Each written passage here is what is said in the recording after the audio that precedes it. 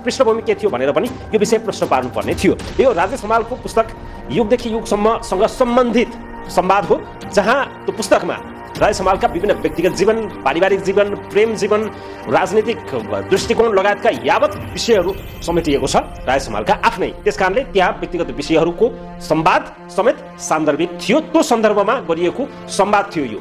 अब अलिकति विषय सानो एउटा दृश्य हेर्दैमा त्यो ठट्टै के थियो, त्यसको सन्दर्भ के थियो भन्ने कुरा थाहा हुँदैन। यो विषय प्रश्न पार्नुपर्ने पनि भएको थियो र अर्कोतर्फ थुप्रै दर्शक महानुभावहरूले त्यो संवाद हेर्न चाहन्छौँ भनेर विभिन्न खालका मेसेजहरू आएको हुनाले कार्यक्रमको सुरुवातमा कार्यक्रमको नियमित प्रस्तुतिभन्दा बाहिर रहेर यो विशेष प्रस्तुतिको रूपमा त्यो संवाद यहाँनिर हामी प्रस्तुत गर्न गइरहेका छौँ।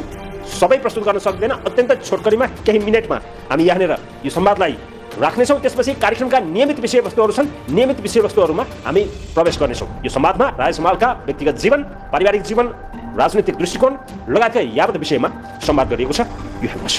मैले दाई भनेर सम्बोधन गरेँ, फेरि दाईको इन्टरभ्यूहरू कतै मिडियातिर हेऱ्यो भने अहिले अस्तिसम्म 16 पुगेर 17 लाग्दैछु भन्नुहुन्थ्यो, अलि पछि विवाह हुन थालेपछि 24 पुगेर 25 त लाग्दैछु भन्नुहुन्थ्यो। म अलि बढी भएँ, फेरि त्यो उमेर मैले पार गरिसकेँ। दाई भन्दाखेरि दाईलाई अप्ठ्यारो त लाग्दैन नि? फेरि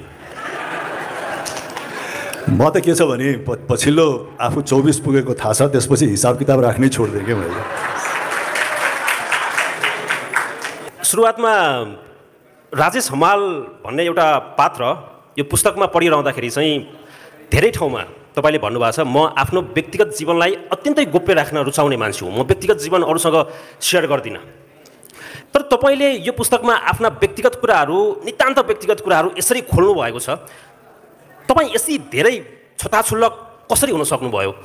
यति धेरै पोखिन कति धेरै सक्नुभयो? यस्तो तपाईँको प्रेम जीवनका यस्ता एक्सट्रिम कुराहरू यहाँ छन्। हुन त आज भाउजू आउनु भएको छ कि छैन मलाई थाहा छैन, तर यो कुराले मेरो वर्तमान पारिवारिक जीवनलाई पनि असर गर्छ गर्दैन भनेर तपाईँले क्यालकुलेट त गरि नै सक्नु भएको छ। तर तपाईँको स्वभावभन्दा पुरै विपरीत पुरै उकल्नु भएको छ तपाईँले। यो कसरी भयो, कसरी सम्भव भयो यो? होइन, अपिलजीले सही अध्ययन गर्नुभयो, किनकि सबैको आफ्नो आफ्नो किसिमको चरित्र हुन्छ। मेरो चरित्र चाहिँ त्यही नै हो। सुरुवातदेखि नै म आफ्नो भावना, आफ्ना मनका कुरा, आफ्नो सोचलाई चाहिँ झट्ट सेयर गरिहाल्ने व्यक्ति होइन, विशेष गरिकन आफ्नो व्यक्तिगत कुराहरू त।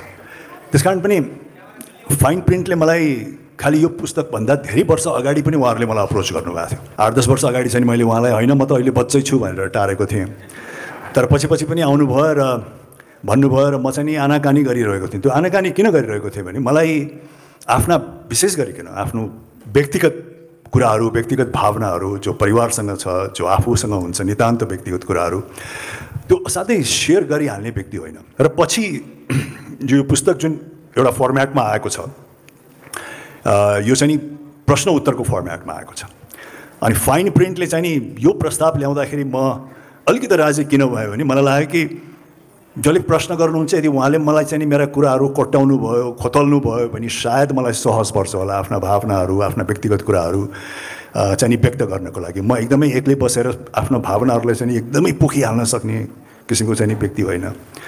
तर यस्तो फर्मेटमा जाउन त भनेर चाहिँ हाम्रो फाइन प्रिन्टको निरजीले भन्नुभयो, अनि त्यो बेलामा चाहिँ म अलिकति जोसेँ, सायद यसरी गयो भने चाहिँ सायद सजिलो पर्छ कि। पुस्तकमा तपाईँको स्वभावको ठिक विपरीत लाग्ने नितान्त व्यक्तिगत विषयहरू जो माथि अहिले तपाईँले प्रकाश पार्दै हुनुहुन्छ।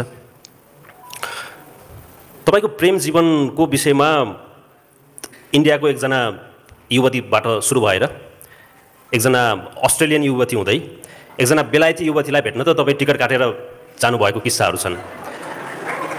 ठमेलतिर जाने, साँझ परेपछि डिनर त्यतै गर्ने, त्यहाँ आउने विदेशी युवतीहरूसँग डिनर डेट गर्ने, यो चाहिँ कुनै बेलाको तपाईँको दैनिकी नै जस्तो देखिन्छ। चितवनको टाइगर टप्समा चाहिँ डिनर गर्ने क्रममा एउटा जो प्रोग्रामको लागि जानुभएको थियो, त्यहाँ डिनर डेटमा अलिक बढी नजिकिने, धेरै नै नजिकिने त भइ नै हाल्थ्यो भनेर भन्नुभएको छ। यस्तो हप्तामा 4-5 चोटि पनि हुन्थ्यो भन्नुभएको छ। त्यो बेला भनेपछि राजेश हमालको गर्लफ्रेन्ड बन्नको लागि योग्यता पुगेको नेपाली युवतीहरू रहन्छन् नेपालमा।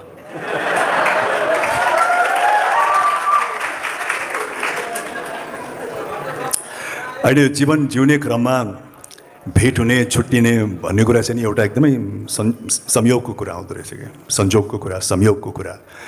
अहिले विशेष गरिकन त्यही समयमा जिउँदाखेरि चाहिँ सायद यो गहिराइमा सोचिँदैन थियो होला, तर जीवनको अर्को बिन्दुमा पुगे पश्चात चाहिँ नि आफ्नो जीवनको यात्राक्रममा कोही व्यक्ति कुन बिन्दुमा भेटिन्छ, कुन बिन्दुमा छुट्टिन्छ, त्यसलाई चाहिँ एउटा अर्कै दृष्टिकोणबाट पनि हेरिँदो रहेछ कि जीवनक्रममा यो व्यक्ति नभेटेर यो व्यक्ति किन भेटियो, या यो व्यक्ति भेटेपछि यसले किन यति मात्रै साथ दियो, त्यस पश्चात फेरि साथ दिएन।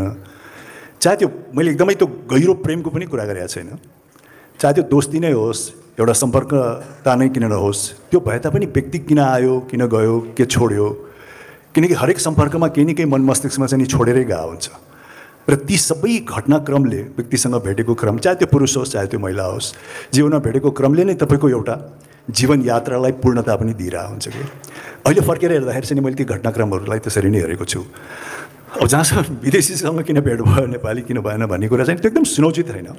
तर मेरो आफ्नो चरित्र चाहिँ नि के हो भने मलाई आफ्नै परिवेश, आफ्नै सोचाइ भन्दा बेग्ला बेग्लै परिवेश, बेग्ला बेग्लै सोचाइ, बेग्ला बेग्लै जीवनशैली अप्नाएका, बेग्ला बेग्लै विचार अप्नाएका व्यक्तिहरूसँग चाहिँ भेट्ने मेरो एउटा इन्ट्रेस्ट पनि थियो। त्यस कारण त्यस्ता व्यक्तिहरूसँग कुरा गर्दाखेरि एउटा बृहत ढाँचामा चाहिँ कुरा गर्न सकिन्थ्यो कि। मलाई अब यो तपाईँको रिलेसनसिप, आजकल सिचुएसनसिप पनि भन्छ होला, त्यसको बारेमा त्यति धेरै जान्न चाहन्न, तर तपाईँको फिल्महरू मोटामोटी 300को हाराहारीमा 300कै हाराहारीमा तपाईँले फिल्म गर्नुभयो। यत्रो पुस्तक लेख्दाखेरि त्यो सङ्ख्या तपाईँको गर्लफ्रेन्डको धेरै थियो कि फिल्मको धेरै थियो भन्ने कुरा चाहिँ क्याटेगोराइज गरिदिनु भएन। यो त हात्ती बल्यो कि हात्ती छाप चप्पल बल्यो भने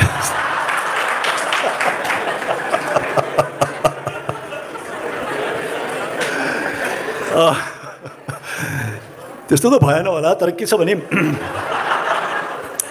जो व्यक्तिहरू ठोके नि, अहिले फर्केर हेर्दाखेरि मैले उहाँहरूलाई असाध्यै एक हिसाबले श्रेय दिन्छु कि,